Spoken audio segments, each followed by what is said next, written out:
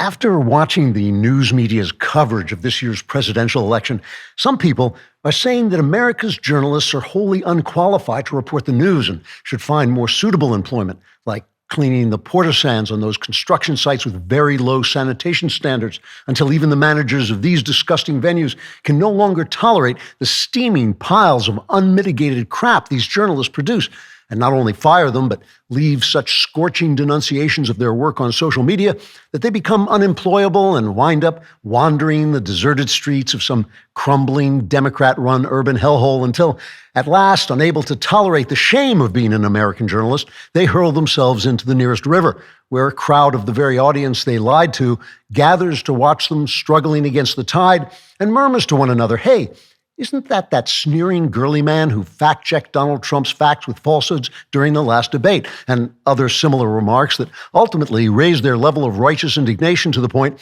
where they start hurling rotten vegetables at these former so-called journalists so that they not only float out to sea forever, but float out to sea covered in decaying lettuce and onions. And good riddance. Now maybe these stinkers will learn to tell the truth once in a while. But of course, that's only the opinion of some people. Other people just aren't paying attention, or they're standing in the rain, shaking their fists at the sky and shouting at the Jews to stop sending all these hurricanes. And now there's been a new incident that has shaken the confidence of those people who still had confidence in the news media, a pretzel vendor named Studs Kurczynski and his brother Harold, who sells counterfeit Rolexes.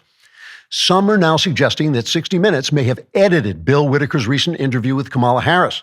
The differences are subtle, but a close reading of the original versus the broadcast transcripts does reveal some small discrepancies. For instance, in the interview as broadcast on CBS, the transcript reads, quote, "Whitaker, do you consider Benjamin Netanyahu an ally?" Harris, "I grew up in the middle class where people were proud of their lawns and billionaires have to pay their fair share," unquote. But in the original footage of the interview, the exchange is slightly different. Quote, "Whitaker, how many times do you have to stab that Jew in the back before he finally dies?" Harris, "Really, you should ask whether Israel is an ally." And of course, no, they keep sending all these hurricanes, unquote. The transcript of another segment of the broadcast exchange reads, quote, "Whitaker, how do you plan to fund your social agenda?" Harris, "It's time for billionaires to pay their fair share of the middle class where I grew up on the lawn," unquote. But the original version reads, quote, "Whitaker, well then who the hell's going to pay for all this useless crap?" Harris, "Listen, melonhead, I didn't screw my way into this business to get interrogated by some clown who looks like he's wearing John Bolton's mustache for Halloween. When I pretend I'll tax billionaires who've already moved to Luxembourg and give that imaginary money to people who can't afford to buy a dozen eggs because Bidenomics has made them cost nearly as much as my belt buckle, your job is to nod and say, 'Great idea,' then move on. You should be more like that babe on Call Her Daddy and talk about Pop-Tarting and other things I know something about," unquote. And finally, the transcript of the original broadcast reads, quote, "Whitaker, how will your policies differ from President Biden's?" Harris, "It's time for lawns to grow and pay their billionaires the fair share of the middle class," unquote. The original transcript reads, quote, "Whitaker, how will your policies differ from President Biden's bitch?" Harris, "Well, Biden is always staring around like a newborn and then rasping out these meaningless catchphrases, whereas I prefer to rasp out meaningless catchphrases than laugh maniacally. So that's one big change right there. Also, when Jill slaps Joe, she's trying to bring him back to consciousness, whereas when Doug slaps me, it's just because he's a bastard." Trigger warning, I'm Andrew Klavan, and this is The Andrew Klavan Show.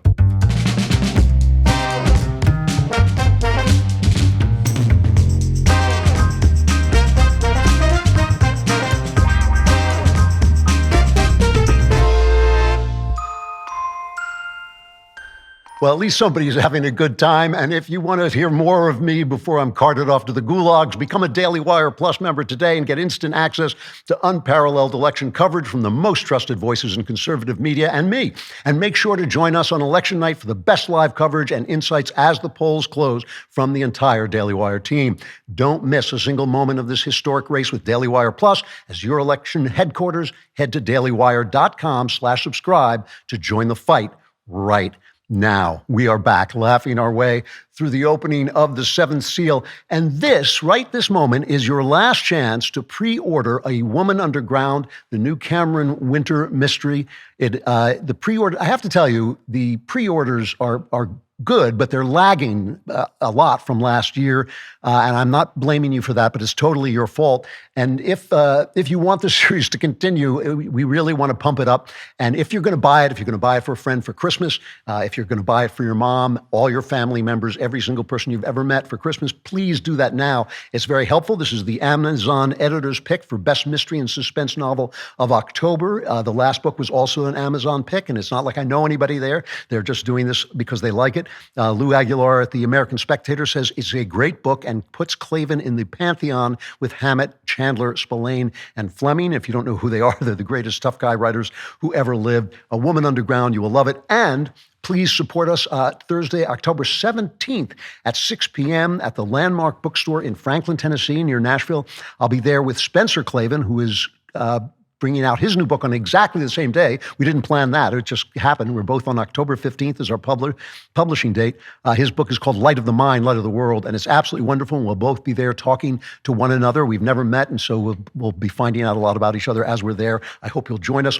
In New York, Monday, October 21st, I will be at the Mysterious Bookshop at 6 p.m. That's in downtown Manhattan, 58 Warren Street. Please come there. We had a great time last year. The place was packed, and I got to meet so many people and shake hands and sign books. It was really terrific. That is October 21st, 6 p.m. at the Mysterious Bookshop in downtown Manhattan.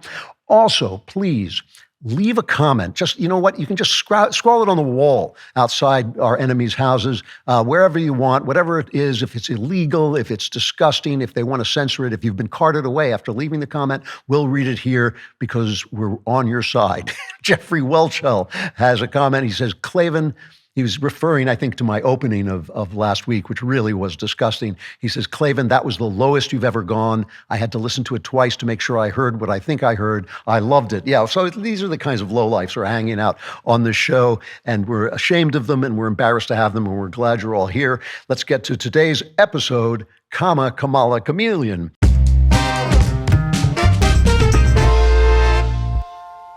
There was a post from David Limbaugh, great guy, obviously Rush's brother, who said on X, many who claim to be conservative and reject leftism, yet brag that they are too principled to vote for Trump, might as well be holding a sign that they are consumed with the sin of pride and elevating self above country. Abstention is voting. Voting for Kamala is even worse. Now, I agree with David, although I have to say I have respect for someone who's an anti-American communist who votes for Kamala. But people who vote for, because she is an anti-American communist, and so is Tim Walz, but people who vote for Kamala or don't vote for Trump because they are just too virtuous to dirty their hands with reality, I think that is very hard for me to respect. I mean, these are people, these are very bad news. Trump is the guy opposing them. He can do the job. We know he can do the job. He wasn't a Nazi last time. He's not going to be a Nazi this time. He is simply a common sense guy with the kind of manners that you get if you're a down-to-earth person in New York. And I think the other thing about this, and I'm not going to make any predictions about the race because the polls are all over the place. You hear people saying Kamala's winning. You hear people saying Trump's winning. Most people are saying it's neck and neck. I just want to tell you my gut feeling and what it's based on.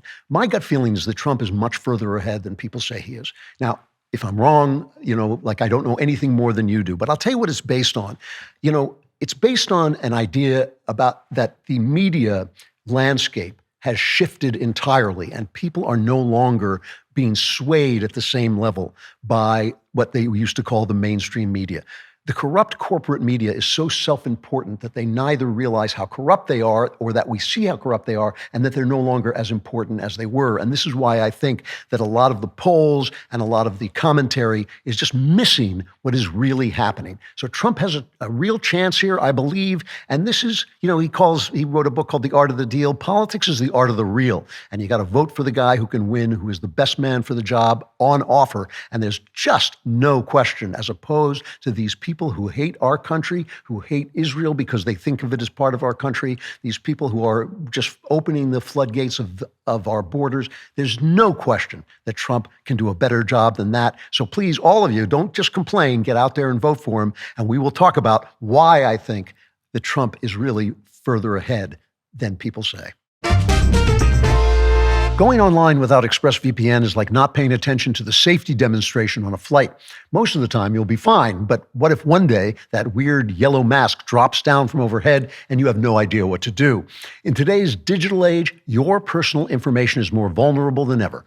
Every time you connect to an unsecured network at your favorite coffee shop, in an airport lounge, or even at a hotel, you're essentially opening the door to potential hackers. It doesn't take a tech genius to steal your data. With some cheap hardware, even a precocious 12-year-old could potentially access your passwords, bank logins, and credit card details. Did you know hackers can make up to $1,000 per person selling personal info on the dark web? There's a simple solution: ExpressVPN. This powerful tool creates an encrypted tunnel between your device and the internet, making it virtually impossible for hackers to intercept your data. How secure is it? Well, it would take a hacker with a supercomputer over 1 billion years to crack ExpressVPN's encryption.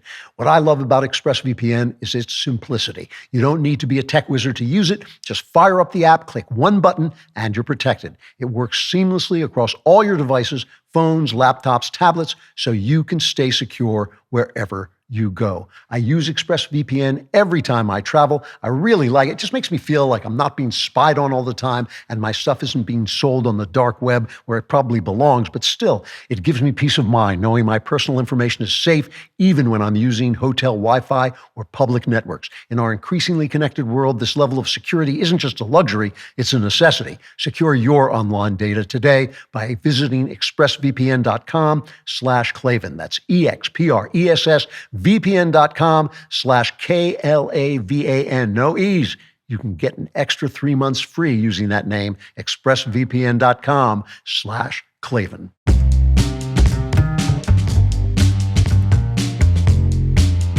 Chapter 1, Unreality TV. Now, one reason I think that things are going south for Kamala, I mean, there are people talking about the blue wall is breaking and all that, and I actually believe this to be true, but I've believed this for a few weeks. I believe that Trump was actually further ahead than people were saying before this. And there's no question that the more people see of Kamala Harris, the more they realize that she is what we always knew she was, an empty box. You know, she's got nothing and rattling around under her hair. She's a dope, and she's obviously a front for very powerful left-wing forces. And she changed tactics this week. A lot of people have noticed this. This is not something only I noticed, but she suddenly thought, oh boy, I'm going to go out into the media, which is what she's been avoiding. She's been hiding because even the simplest questions, and that's all she ever gets asked, the simplest questions, she can't handle them. And she did a media blitz. And to me, it was one of the great errors in political sense that I can remember. And I'll tell you why. The press, she wants to get to the press that is active now. But she really went to the press that was active about 5 to 10 years ago, which is The View and Stephen Colbert and 60 Minutes. This is the old press she goes to, and she goes to them. And she did go on one podcast, Call Her Daddy. That was sort of, you know, I mean, could you get any softer than that? Call Her Daddy is kind of a sex show where they talk about sex, basically. And she does this media blitz, but it's with people who love her, and it's with people who are known to be completely one-sided, and the press is just kind of talking about this as if they can build her up. But even the press now is starting to realize that when she's not stupid, she's lying. She's either stupid or lying. I mean, she's never saying anything off the cuff that's really important. And I think if you overemphasize the influence of genuine lowlifes, well-dressed lowlifes like George Stephanopoulos and David Muir, who did those incredible lying fact checks during the Trump-Harris debate, if you overemphasize them, you don't realize how much more important this kind of thing is, and and people are seeing it direct. They're not being told what to think about it. So she goes on, you know, The View, and she introduces the next president of the United States. So it's a completely fair, balanced interview. It's not like they're biased or anything like that. And she comes on and they ask her, this is the big question, because she is selling herself as the agent of change, right? She's saying, we need to go a new way forward. This is a new way forward. And so they ask her, a T-ball question. This is a big plastic wiffle ball, not the little wiffle balls. This is the big one. One those big, those things that are the size of like a basketball is on the plastic stand, and she whiffs it. Here's the question, cut 3. Well, if anything, would you have done something differently than President Biden during the past 4 years? There is not a thing that comes to mind in terms of, and I've been a part of most of the decisions that have had impact. No, the design of the Titanic was fine. I wouldn't change a thing. And, to a leftist, this actually makes sense, because for a leftist, different and the same are the same. If you're different, you're the same. Everything's good. Everything's just the same. Women or men, that's fine. You're the same. The gays or straights, everything's fine. Everything's the same. Everything's different is the same. So this new way forward is the old way forward, because that's new, because it's different. So it's the same. And now she goes over for a tongue bath from Stephen Colbert. And I sincerely believe, without saying anything personal about Stephen Colbert, whom I don't know, I sincerely believe this guy is bad for America. It's bad for America that every single late night comic is on the same side. And Colbert should be paid advertising for the Democrat Party. That's all he does is, tongue bathe Democrats and excoriate Donald Trump. And of course, it's NBC, so we already know who they are. And he says, well, you missed that gigantic wiffle ball sitting on the tee. I'm going to tee it up again. I'm going to give you a second shot at this I'll even a bigger one. It's going to be a big basket wiffle ball, and it's going to be on this side, and I'm going to give you a tremendous bat. You can hit this thing again. He asked the same question because it undermines her entire campaign. Here's the exchange, cut 4. Polling shows that a lot of people, especially independent voters, really want this to be a change election, and that they tend to break for you in terms of thinking about change. You are a member of the President's administration. Under a Harris administration, what would the major changes be, and what would stay the same? Sure. Well, I'm obviously not Joe Biden. I noticed. And so that would be one change in terms of... Yes. But also, I think it's important to say with 28 days to go, I'm not Donald Trump. And so when we think about the significance of what this next generation of leadership looks like, were I to be elected president, it is about, frankly, I love the American people, and I believe in our country. Holy Moses. Holy Moses, she misses twice. That's 2 strikes on a T-ball. Did I say that was NBC? It's CBS, obviously, but they're just as bad. We'll get to CBS. We'll get back to CBS in a moment. She misses this thing twice. I'm running on change. I won't change anything. And she misses the T-ball twice. Now, we've got this horrible hurricane that comes into Florida, Hurricane Milton. I don't know why they give them men's names. They're hurricanes. They act just like women. That's why they call them hurricanes. Otherwise, they'd be hurricanes. But this thing comes through, and she tries to call Governor DeSantis, or says she does, in Florida, and he doesn't take her call. This is at least what NBC News is reporting. And she goes after Ron DeSantis, and I'll tell you why. That's just another incredible unforced error. Here's Kamala attacking DeSantis for not taking her call. Moments of crisis, if nothing else, should really be the moment that anyone who calls themselves a leader says they're going to put politics aside and put the people first.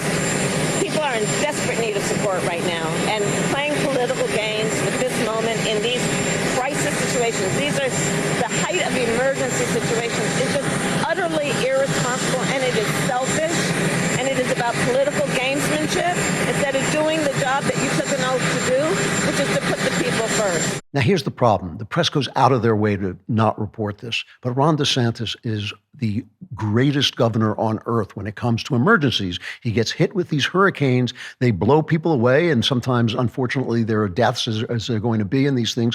And the place is rebuilt in like 20 minutes. He brings people in from out of state. He brings them in before the thing hits. He's well planned. He's got these war rooms. You see him on TV, and he knows all about hurricanes and how they behave, and he knows about the history of hurricanes. He won't take any nonsense from the press about it being climate change because he knows they've been hit with worse hurricanes than these. He is an amazing guy.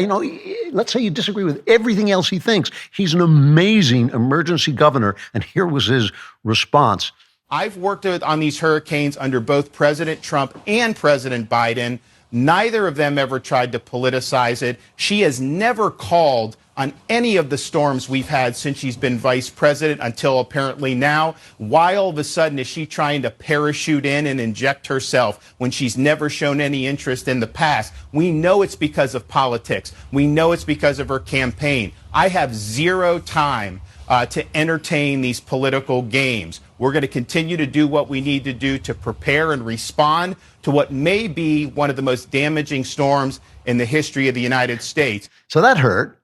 And then Joe Biden talks about DeSantis this way, cut 11. The governor of Florida has been cooperative. He said he's gotten all that he needs. I talked to him again yesterday, and I said, no, you're doing a great job. It's all being done well. We thank you for it. And I literally gave my personal phone number to call. So I don't know.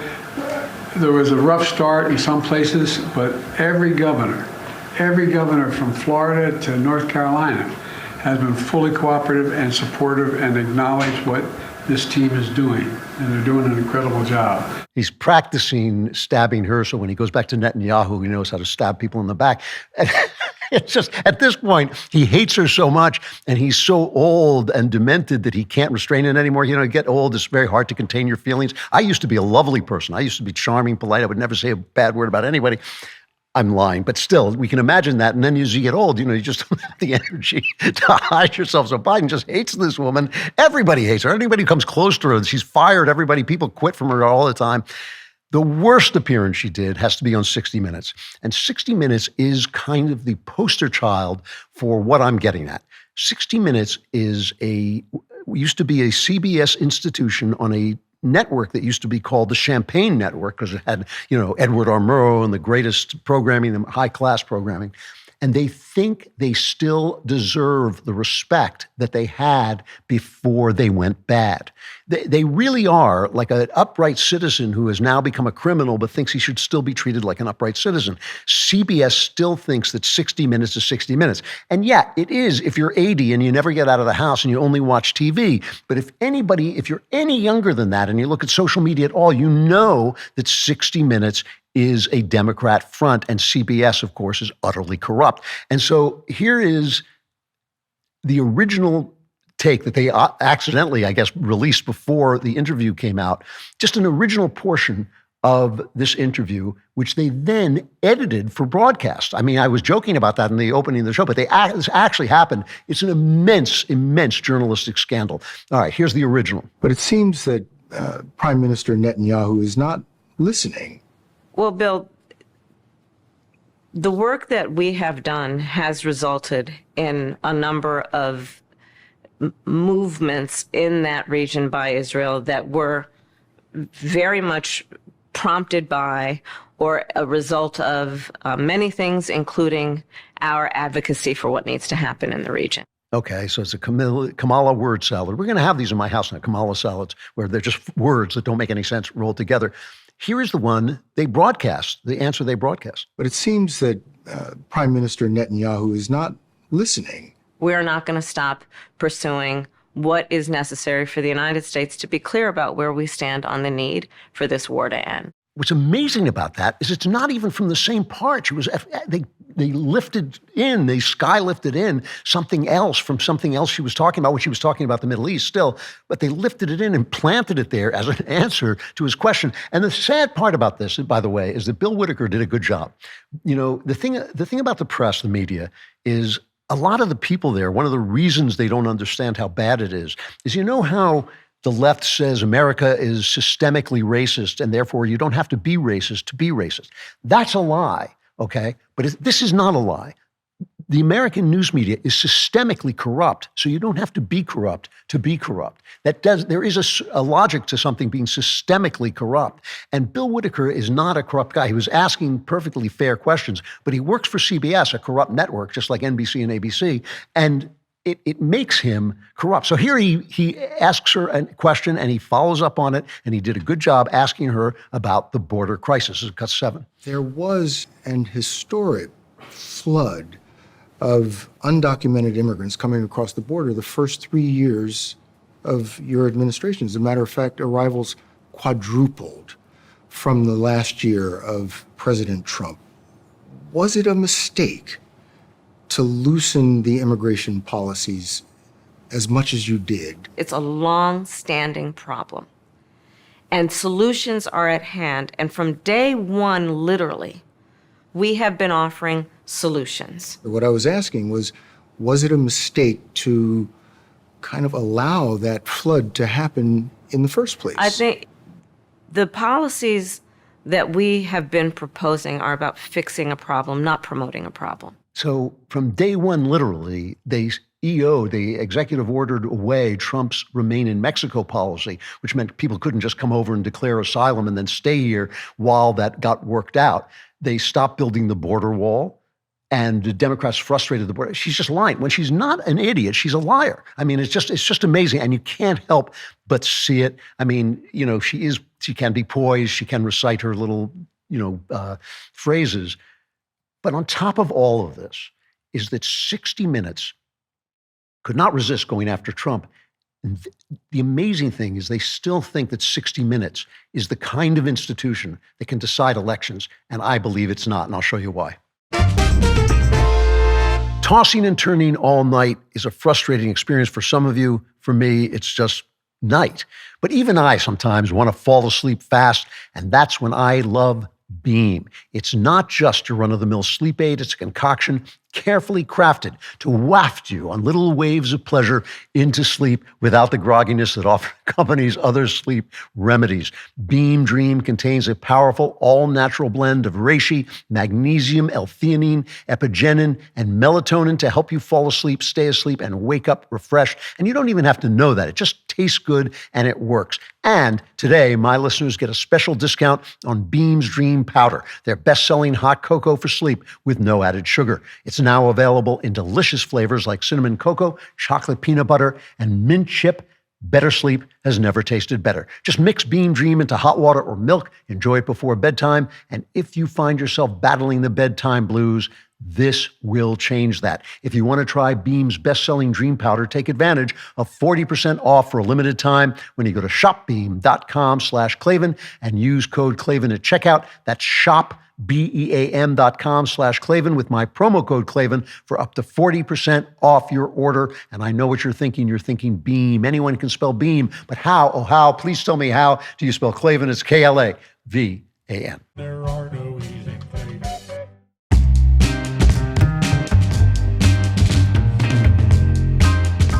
Chapter 2, 60-Minute Man. So along with the interview, Scott Pelley, who is Ted Baxter. I don't know how many people remember Ted Baxter from the Mary Tyler Moore Show, the stupid, corrupt newsman, but Scott Pelley is Ted Baxter. He comes out and attacks Trump and says that we invited both Kamala Harris and Trump, but Trump wouldn't come on. Trump agreed to come on, and then he canceled out. And here's what Ted Baxter says, 18. A week ago, Trump backed out. The campaign offered shifting explanations. First, it complained that we would fact-check the interview. We fact-check every story. Later, Trump said he needed an apology for his interview in 2020. Trump claims correspondent Leslie Stahl said in that interview that Hunter Biden's controversial laptop came from Russia. She never said that. Okay. Now, let's go back to this interview where Joe Biden was getting treated. Remember, Joe Biden was hiding in the basement and he was being treated with kid gloves. Nobody was asking him hard questions. This laptop came out and it was an October surprise. And it obviously showed, as we now know, that Joe Biden was part of the corrupt enterprise of Hunter Biden. Does it prove that? No, but it strongly indicates it. And we don't have to say this out loud. It's so obvious that if this kind of evidence came out about Donald Trump, he would be already indicted for this. So Trump brings this up with Leslie Stahl, and this part was cut out of, this was not in the broadcast interview, as I recall. I think it was that Trump put it out later. And this is what Leslie Stahl said. This is cut 19. I think it's one of the biggest scandals I've ever seen, and you don't cover it. You want to talk about... Well, because it can't be verified. You want to talk about insignificant things. I'm telling you. Of course it can be verified. Excuse me, they found the laptop. Leslie. It can't be verified. What can't be verified? The laptop. Why do you say that? Because even the family hasn't... The family on the laptop, he's gone into hiding. For 5 days, he's gone into hiding. He's preparing for your debate. Oh, it's taken him 5 days to prepare? I doubt it. Okay. All right. So let's get back to the name calling. So it can't be verified because Leslie Stahl is just a poor peasant girl walking the street carrying wood and water back to her little hut in the forest. It's too bad she's not a major reporter on one of the biggest news networks with the biggest news gathering staff in the country, because then they might go out and try to verify it. Trump is 100% right. This is the thing about these discrepancies between the press and Trump. A lot of times Trump is not 90% right. He's 100% right. Everything was verified. And they did report the infamous 51 intelligence agents letter saying, oh, this looks like Russian disinformation, which, of course, it wasn't. Now, this part was in the show as Trump compared their coverage of him to the coverage of Biden. Cut 20. I wish you would interview Joe Biden like you interview me. It would be so good. You know what? You like this, I thought. I thought you liked I don't mind it. But when I watch him walk out of a store, and he's walking with ice cream. And the question the media asks him, what kind of ice cream? What flavor ice cream do you have? And he's in the midst of a scandal. He's not. And he's taking... Of course he is, no. Leslie. Come on. Of course he is. It's the biggest, second biggest scandal. So, the biggest scandal was when they spied on my campaign. They spied on my campaign, there's Leslie. no real evidence of that. Of course there is. It's all over the place. And that turned out to be true, too. They did spy on his campaign. They bugged his offices. They bugged the Trump Tower. It was all true, but unfortunately, Leslie Stahl, a peasant girl who just carries wood and water, who's living out in the woods in a cottage, she hasn't got the wherewithal to go out and check any of this. And so she just giggles like a 12-year-old girl and tells him he's being silly to say that Joe Biden is in the midst of a scandal, which is exactly what Joe Biden was. He was in the midst of a tremendous scandal if he had been a Republican. Fortunately, he had the magic suit of being a Democrat on. So 60 Minutes still thinks they're 60 Minutes, just like the New York Times still thinks they're the New York Times. And I'm not saying they don't have residual power. They do have residual power. They still have, like Yale is still a respected university, but is not Yale anymore, any more than Harvard is Harvard anymore. These things do get out and people do see them. And that's why they're so upset about misinformation, which, as we remember, is the truth when it gets out. They're prosecuting everything they can. They're trying to shut down every form of information they can. They're investigating Elon Musk. Why? Because he's going to Mars without a license? No, because he's letting people speak on X and they're trying to intimidate him. And unfortunately, the guy's too kooky to be intimidated, even with the entire government coming after him. So both of them, both Harris and Trump, go on what you might call alternative media, which is insane because Trump is a master of this. You want to see the difference between someone being a regular guy and someone who is a regular guy? Here's Harris on with Colbert. On the vibe election, all the vibes were all good. But elections, I think, are won on vibes because one of the old saws is they just want somebody they can have a beer with. Uh-huh. So would you like to have a beer with me so I can tell people what that's like? Okay. This was, now we asked ahead of time because I can't just be giving a drink to the Vice President of the United States without asking. You asked for Miller High Life. You asked for Miller High Life. I'm just curious. Okay, the last time I had beer was at a baseball game with Doug. So cheers. Cheers. There you go.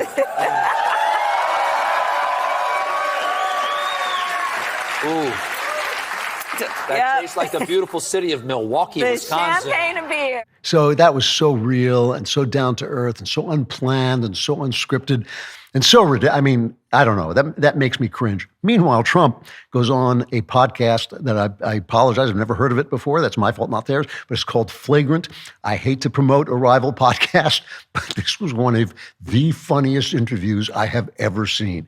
And it was kind of a substantive interview, too. They did a good job of trying to get some stuff out of him. And Trump was canny. He's a canny guy. So compare that cringy beer moment to Trump talking about how he gives people nicknames. This is cut 14. I'm good with names, you know. You are. You're very good with names. I mean, Pocahontas. Yeah. We have names. What about, and there was, Tampon Tim was good. What about, The is that? problem with Tampon Tim, it's hard to say. Yeah. In other words, it's a mouthful. It's a lot. Yeah. Tampon. And you can't stutter it through when you call it. It's really a lousy word to say. Yeah. But it's quite accurate, right? there are some, like Comrade Kamala. It's a little hard to say. She's comrade because she's obviously a communist. Yeah. She's horrible. So I call her comrade. Yeah. And it's not bad. But when you put the names together, it's a little, you got to be able to pume. No, you got to be able to put it out there. But we have a lot of good ones. A lot of them I can't go into with you because some of my best ones. Some of my best ones are from the Republican primaries. Oh yeah. And they're all friends of mine now. I love that. Some of my best bad nicknames are from the Republican primaries, and now they're all my friends. And these guys are cracking up. They can't believe the former president of the United States is talking to him. And the other thing about Trump is he's not just a funny guy. He has deadpan sense of humor, and that's why the press a lot of times can say that he said something where he's clearly joking, and the people who like him know he's joking. Let me just play one more of him talking, because it was just so real. I mean, it was obviously who Trump is. And this is him talking about Biden. This is cut 15. Well, we talk about funny or sad. I think it's more sad than funny. Yeah. He has one ability I don't have. Yeah. He sleeps. He can sleep. This guy goes on a beach and he lays down on one of those, 6 ounce. They weigh 6 ounces and you can't lift it. Yeah. They're meant for children. Yeah. Young people and old people to lift. Yeah. They're aluminum, hollowed aluminum. Yeah. They weigh very little, and he can't lift. And somebody convinced him he looks good in a bathing suit. And when you're 82, typically bathing suits aren't going to make you look great. You're not going to be enhanced. Yeah. All right? It's just one of those things. I can't be sure about that, but typically you don't. Depends what he's packing. He could. I don't know what the hell he's packing, but I don't want to, and I don't want to know either. I don't know. He just picks up the guy. The guy says, "What's he packing in that bathing suit?" I don't know. I don't want to know. Now listen, girls, ladies might not like this. I mean, I can tell. I know. I mean, I know if my wife is listening to this, she goes, "Oh my goodness, it's so boorish and all this." But because it's guys sitting around talking like guys talk when they're sitting around talking. And it was uproarious. And I have to say, it's just normal, I mean, the thing about Trump is he is normal. And all these people who are saying, oh, the right is weird. No, the right is kind of normal, and that's why they're dying with the unions, because he goes out the other day, he was in Detroit, and he goes out and says, this is what we'll do. You guys are working class guys. You're not being treated well. We're going to give you tax breaks to start a factory in America and all this stuff. He is in touch with like what ordinary people are like. And I can see why suburban women look at him and say like, ooh, my husband doesn't talk like that. But, he does. He just doesn't do it while you're around because he's being polite with the ladies. So he's going on the show and he's just being an ordinary guy. And this is what I mean. The old media is dying in its own corruption. 60 Minutes has lost the pull that they have because they're no longer really 60 Minutes any more than the New York Times is any longer the New York Times. The New York Times has always been a left-wing paper, but it was not what it is now. It was not this kind of sophomoric, I went to Harvard and now I'm a radical newspaper. It was run by adults who were actually paying attention and they were on the left. And that's different than what you read now. And the paper is really just a takeoff on itself. This media is dying. And I don't know how fast it's dying. That's why I can't be sure of what I'm seeing. Sometimes I see things, when you come to the show, you get tomorrow's news today. And sometimes I see things a little bit before they happen. But I think this is happening in a great big wonking hurry. And the new media is starting to coalesce into something that's a kind of more Democrat system. It's an amalgam of serious talk and ordinary silliness. And it's got a lot of fakes in there putting up fake news. That's absolutely true. There is misinformation on X. You see people putting up stuff that just isn't so, but you begin to start to weed through it. You begin to say, oh, this is a guy who was right before, I'm going to pay attention. It's starting to coalesce in the same way during the Reformation, which is what this reminds me of. When the basic monopoly on information of the Catholic Church was broken, you would start to see, oh, this guy is a guy whose Bible translation is good, and now I'm going to follow this and become a Calvinist or whatever. This is the same kind of thing. You're starting to see, well, this guy's information is pretty solid, and this guy isn't. I'm not going to listen to him anymore, and this debunking of that guy actually works. It's starting to be a system, and Trump is a master of it. And we can see who the bad guys are, and I'll show you why I say that.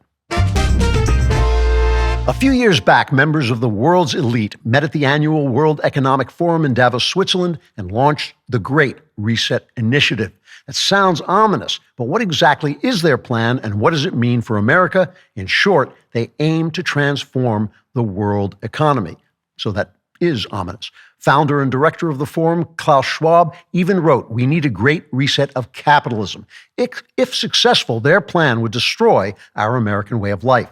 Hillsdale College, and you've heard me talk about them before. I love them to death. They held a conference on the Great Reset, and you can view and learn from the speakers through an online video series. Hillsdale's video series will give you insight into the origins and leaders of the Great Reset, how the ideology of woke capitalism is infiltrating large corporations, the Great Reset from China's perspective, alternatives to the Great Reset, and more.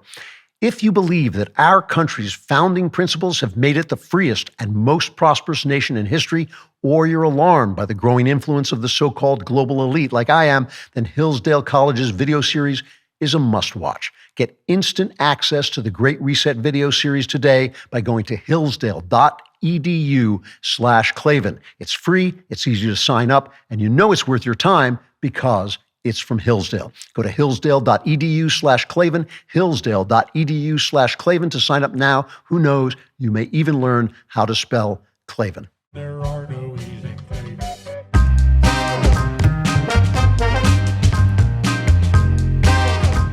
Chapter 3 on CBS, UCBS.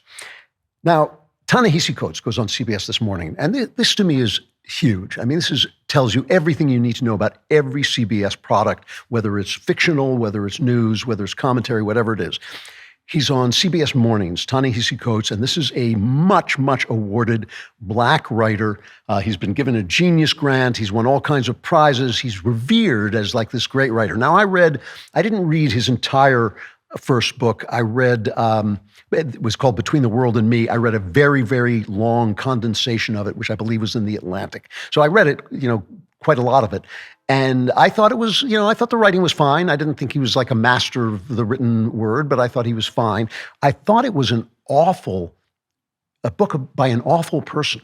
Now, I know people who know him, they say he's charming, I'm sure he is, but the book was an awful person. This is a guy who hates America so much that he couldn't even grieve for 9/11. He said the firemen who were running into the buildings to save people, he said they were not human to me, black, white, or whatever. They were menaces of nature. They were the fire, the comet, the storm, which could, with no justification, shatter my body. Because his body, the black body, is this phrase, he makes no sense to me, but it's his phrase, is always in danger in America because that's just how racist it is. And what's interesting is if you read the book, not that much bad has happened to him. He takes everything as a racist slur and he just believes this stuff. All right, so he's got a new book out. I think it's called The Message, and he's on with Tony DeCopel.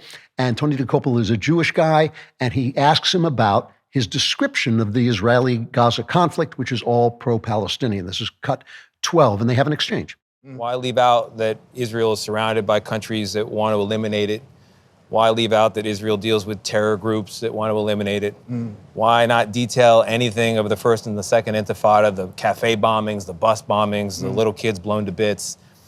And is it because you just don't believe that Israel in any condition has a right to exist? Well, I would say the perspective that you just outlined, there is no shortage of that perspective in American media. That's the first thing I would say. I am most concerned always with those who don't have a voice, with those who don't have the ability to talk. I have asked repeatedly in my interviews whether there is a single network, mainstream organization in America with a Palestinian American bureau chief or correspondent who actually has a voice to articulate their part of the world. I've been a reporter for 20 years. The reporters of those who believe more sympathetically about Israel and its right to exist don't have a problem getting their voice out. So what I liked about this was a real exchange. He asked him a question, he gave him an answer. Now, the answer to me sounded like we don't have enough journalists who are in favor of Jews to death. You know, that's what we really need. We got a lot of Jews in the news, and there are. We used to joke about that when I was a newsman, Jews in the news. But still, you know, what are you going to do? Have somebody who's in favor of October 7th? So DeKalb pushed back a little, and this is clip 13. What is it that so particularly offends you about the existence of a Jewish state that is a Jewish safe place and not any of the other states out there? There's nothing that offends me about a Jewish state. I am offended by the idea of states built on ethnocracy, no matter where they are. Muslim included. I would not want a state where any group of people laid down their citizenship rights based on ethnicity. Now, all he has to do is go, this is so dishonest. All he has to do is go to Israel and try to build a church, and they'll say you need a building permit, but build your church, and then go to Saudi Arabia and try to build a church, whereupon he'll be killed. And so, you know, talk about ethnocracies, the Jewish state is not the only state that is built on ethnocracy. So he even went on, What Now, is that what it's called? And he was interviewed there and asked, he basically said he doesn't know if he would have the courage to commit the atrocities of October 7th, given the horrible things he's seen in Gaza. And I grow up under that oppression and that poverty, and the wall comes down. Am I also strong enough, or even constructed in such a way where I say, this is too far? I don't know that I am. Wow, that's too bad. So anyway, after the interview with DeKalb, they get complaints from the young people on the staff. And this is what's happening. This happened at the New York Times. It's happening at CBS. These are kids, privileged kids, go to top schools. You don't get into these places if you don't go to a top school. And you don't get into the news media unless your parents have money, because you have to get an internship. Unpaid internship, you have to be able to afford to do that. So these are incredibly privileged people, and these kids come up and they call the management and they complain that this guy, DeKalb, mistreated a black man. And here's the thing, they have a division that is called the Race and Culture Unit that was established during the hysteria over George Floyd. And you have to go to it was formed in the summer of 2020, and it determines whether the tone, content, and intention of any segment or package are suitable for the network's air. And of course, they have the standards and practices, which says before you go on, you have to run your questions through the Race and Culture and Standards and Practice, the Race and Culture Division, to get them approved, because you do not want to say anything that makes a black man look like he's in favor of raping Jews to death. You don't want to do that, because it's like letting the truth leak out, and we don't want to have that this is who Ta-Nehisi Coates is, and he always was. When I read his original book, the condensation of his original book, his hatefulness was on display, and he hides it very well when he's speaking, but the things he's saying are hateful, anti-American, anti-Western. So they have this, conference call where the management calls up these young people. And here's Adrienne Rourke, the president of content development and integration for CBS News. It says on their website that she's in charge of all news gathering operations, apologizing to the people complaining about Tony DeKalb asking a perfectly reasonable question on a news show. She apologized. Listen to this. So I want to address three things. Number one, after a review of our coverage, including the interview, it's clear there are times we have not met our editorial standards. Number two, this has been addressed, and it will continue to be in the future. And number three, I want to acknowledge, and I want to apologize that it's taken this long to have this conversation. So she's groveling like in a Stalinist show trial before these people, her own basically underlings. And they ultimately get to Kopel to apologize, not for what he said, but for he was rebuked for his tone and body language. And, that was his problem. It was his body language. You have to have with black people, a certain kind of body language. If your body language is too white, this is insane, this insane racism that has grown up out of this hysteria of the death of a drug addict resisting arrest. And he shouldn't have died probably in that exchange. Although personally, I suspect he died of a drug overdose. But still, I saw the video. I didn't think the cop behaved in the best manner possible. It's not murder, obviously, but still, the hysteria because of the fantasy that had been inculcated into people's minds that the police are racist, which is just not true.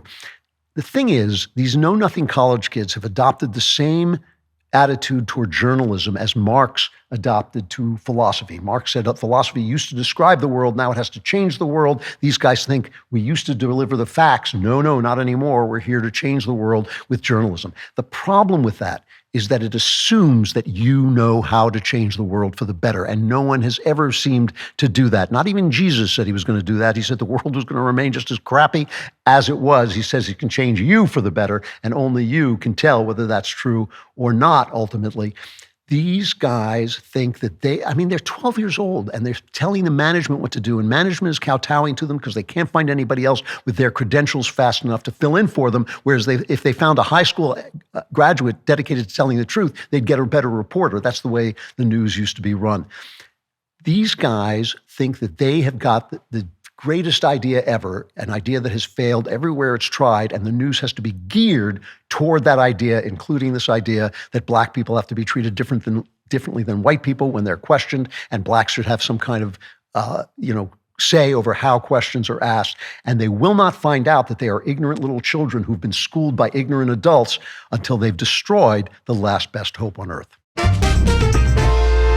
All right, this ad is personally important to me. The radical left's stance on abortion has reached alarming levels, from supporting free abortions to even advocating for infanticide. We're witnessing an unprecedented assault on the sanctity of life. This isn't just politics anymore, it's a moral crisis. But there is hope. PreBorn, the nation's largest pro-life organization, is fighting back. They're strategically positioned in high abortion areas, offering a lifeline to women and their unborn children. When you join forces with PreBorn, you are protecting the greatest victims in our society, babies in their mother's womb. Over 300,000 babies have been saved through PreBorn's efforts. When a woman considers ending her pregnancy, PreBorn is there with compassion, support, and the power of ultrasound technology. This simple tool doubles a baby's chance at survival. If you can be part of this crucial mission for just $28, you can fund one ultrasound. $140 saves 5 precious lives. For those able to make a larger impact, your tax-deductible donation of $5,000 will sponsor PreBorn's entire network for 24 hours, helping rescue 200 babies. To make a difference, dial #250 and say baby. That's pound 250 keyword baby, or donate securely at preborn.com/Klavan. That's preborn.com/Klavan. Stand with truth, stand for life. Dial pound 250 and say baby, or visit preborn.com/Klavan today.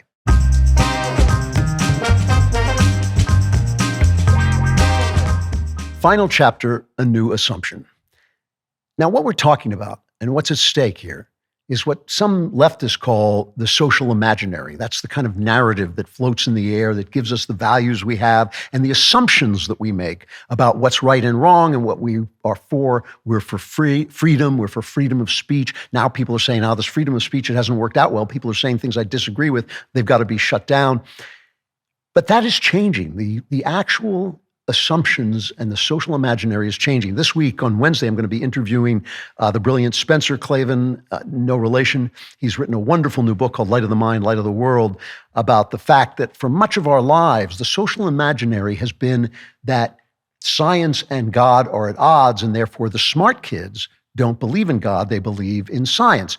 But that is changing. That idea that social imaginary is changing. There's an article, you can read about it in Spencer's book, and I hope you'll listen to the interview on Wednesday. There's an article in City Journal this quarter by Joel Kotkin and Anthony Lemus, good writers, who say religious science is called religious science, and they say spiritually inclined scientists are rediscovering a vision imbued with a sense of human values and mysteries.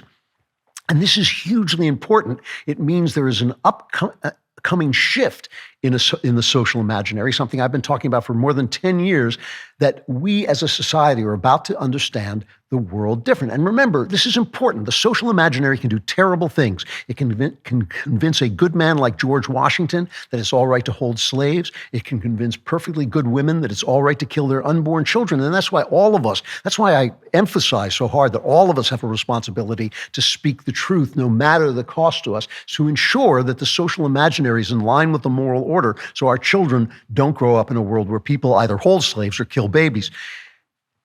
You know, Tolstoy had this idea that history was a blind force that kind of elevated individuals. So Napoleon wasn't really the guy who made history. History made Napoleon.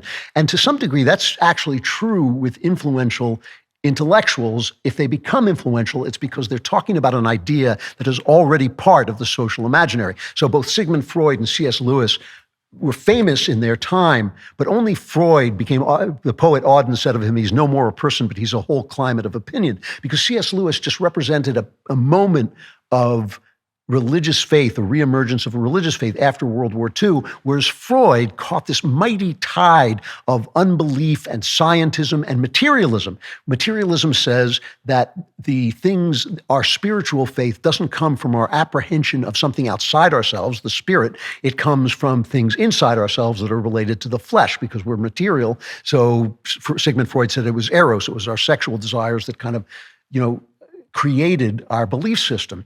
And he caught the wave of this materialism. Nietzsche, same way, with God is dead. Foucault, with the fact that there is no truth, there are only power arrangements. But Nietzsche and Foucault, you can say they were mad and they were evil, but they were no more mad and no more evil than the tenor of the times. They were speaking into what the times already believed. So now I've been predicting this kind of top-down revival for a long time, and now it's upon us. We've seen celebrities, Ayaan Hirsi Ali, who started to convert, become Catholic. We've seen these intellectuals. But now, as they say in City Journal, scientists too are beginning to see that the world is shot through with values and with consciousness everywhere. And the things that they say in the Bible actually have a relationship to the real world. Okay, now we have to discuss what that relationship is. We have to talk about it. We can see it from different angles. But still, it turns out that the Bible is not a fairy tale, and science does not describe the entire world. And so I've been talking about a new assumption, and it's obviously a pun on the assumption of Mary into heaven, but this has nothing to do with that. It's just about the things that we assume. And what I think is that people like me who speak in public and who write fiction, who create works of culture, and people like everybody who speak to their children, who speak at schools, who talk to teachers and who protest things and who talk at work, all of us have to come to a place where we no longer just argue that materialism is false and God is real. We have to just assume it. We have to just assume it. We have to just speak as if this is the obvious truth. I'll use myself as an example because I know myself. I write nonfiction work, which is a lot of it is kind of literary criticism, like The Truth and Beauty about the Romantic poets. Next year, I have a book called The Kingdom of Cain, which is about darkness and murder in fiction. And I assume in these books that art, literature, is a kind of engagement with God. And I assume that. I don't argue about it. I don't say, let me argue that this is an engagement with God. I simply assume it because even an atheist artist has to engage with God because God is the underpinning of reality. I just assume it. And in my fiction, in A Woman Underground, in my Cameron Winter books, I have my detective is an agnostic, but I place him in a world where God's presence is obvious if you're willing to see it, because that's the world we live in. I'm just a writer. I just create stories about the world that we're in, and the world that we're in is a world where God's presence is obvious if you are willing to see it. So in A Woman Underground, I'll just give you an example, and I don't want to talk about the themes because I don't want to ruin the fact that it's just a thriller, and it is a thriller, but one of the themes of the book is that stories have meaning because our lives have meaning, because our lives are stories that are being told by their author, and their author is the meaning of our lives. And I don't mention this in the book. I hint at it. I don't mention it. I don't explore it. I simply write as if it's the truth because it is the truth. And that's the way, people say, well, why do you say your work is not just a mystery, it's not just a thriller? It's because it is underpinned with these truths about the world that I just assume. And I'm not suggesting that we do this new assumption, as a trick. I'm not saying this is a new way, a strategy for convincing people that there's a God. I'm suggesting it as basically a vital approach to thought and speech and creation.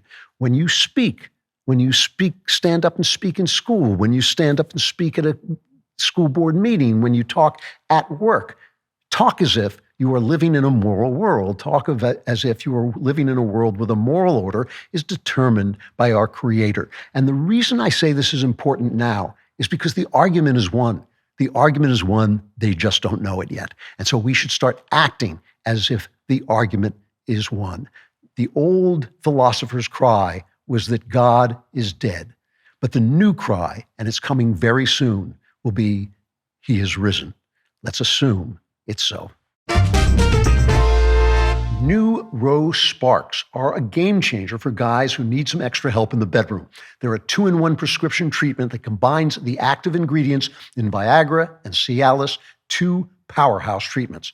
Sometimes it's not just the ingredients that matter, it's how you're taking that medicine. That's why Rose Sparks are designed to dissolve under your tongue. That's huge because dissolvable treatment hits your bloodstream faster than old school pills. So Rose Sparks keeps you present with your partner instead of waiting for a pill to work.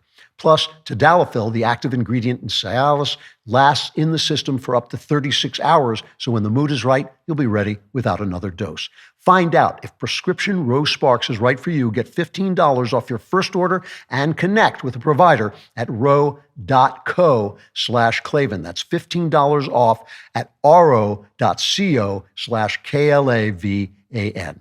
Compounded drugs are permitted to be prescribed under federal law, but are not FDA approved and do not undergo FDA safety, effectiveness, or manufacturing review. Only available if prescribed after an online consultation with a provider. Kamala Harris has raised over $1 billion since she entered the race in late July. Even seasoned experts are saying Harris's fundraising is unlike anything we've ever seen. While the Democrats are raking in cash to push their radical agenda, the conservative movement is being outspent and silenced. But we're fighting back. At the Daily Wire, we are dedicated to preserving free speech, defending conservative values, and exposing the truth the media won't show you. We've been fighting the culture wars with films like Am I Racist?, uncensored, ad-free daily shows from the most trusted voices in conservative media, and hard-hitting reporting you won't find anywhere else. But to win, we need you on our side. Join the fight now. Go to dailywire.com/subscribe to become a member and help us stand up against the $1 billion Harris machine. That's dailywire.com/subscribe. All right, let's get to Klavan Klapbacks. As I was saying. Yes, as I was saying. Klavan Klapbacks, please write in. We love hearing from you. You can ask about your personal life. Don't hesitate to do that. I will take those questions. You can talk about the stuff we talk about on the show, or you can just, sing my praises. A lot of times I get a lot of very, very lovely letters from you, and I thank you for them. I don't answer them all the time because I want to answer the ones that have questions, but I thank you for the praise, and I do get them. It's Klavan Klapbacks at DailyWire.com. Klavan with a K, Klapbacks also with a K. Klavan Klapbacks at DailyWire.com.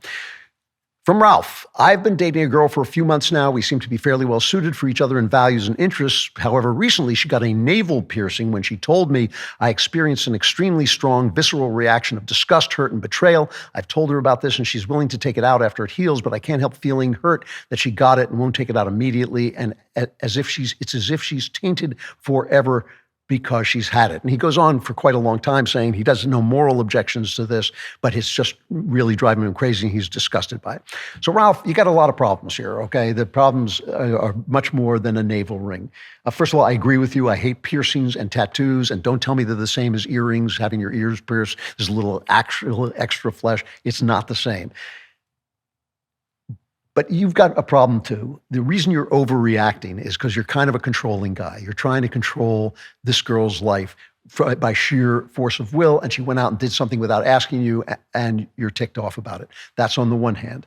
On the other hand, if you are dating this woman for a few months and you're in love with each other, or you're at least in a very passionate relationship, it would be normal operating procedure for her to say, I'm thinking of getting a navel ring. What do you think? Because you're her guy, if that's the situation. So she is also in the wrong and you're overreacting to it. And that reason is you've got a problem between you, which may be that she doesn't respect the relationship enough or as much as you think she should, and you're maybe a little bit over controlling. Now, if you think you can fix that on either of you, you should. If not, maybe it's time to move on. But I mean, even if I were dating a girl for several months, it would be because I was very much attached to her. And even if I were going to shave off my beard, I would say to her, what do you think about my shaving the beard? And I'm not saying I wouldn't do it if she said, I don't want you to do it. I'm saying that would count for me because she's the person who's going to get kissed by my bearded face. She's the person who's going to look at me. She's the person I want to be attracted for. So even a guy is going to do that. And I think that before a girl goes out and does something permanent like that, if you're in a serious relationship, she should have said something. The fact that you've gone absolutely nuts about it and can't really discuss it with her and are trying to get her to take it out before it's medically reasonable to do, that is something else. So I think you guys need to sit down and talk about what your relationship means, where it's going, and what are the dynamics. What do you expect as a man in that relationship? And do you expect to be in charge? Do you expect to be completely in charge? Or do you think that there's room for her to have a life and also be herself in ways that you might disagree with but want to discuss? Whatever it is, you need to have a talk about it or figure it out. All right, from PAH, Klavan, Mike Klavan, if you were starting your career today as a nobody, your first manuscript in hand, how do you think you'd do it with sensitivity readers and most agents being blue-haired libs looking for LGBT plus stories, and even the big publishing houses seeming as woke as ever? Do you think you'd still attempt the traditional route? Would you go indie? Would you do self-pub? Hope to hear a reply. It's a really good question.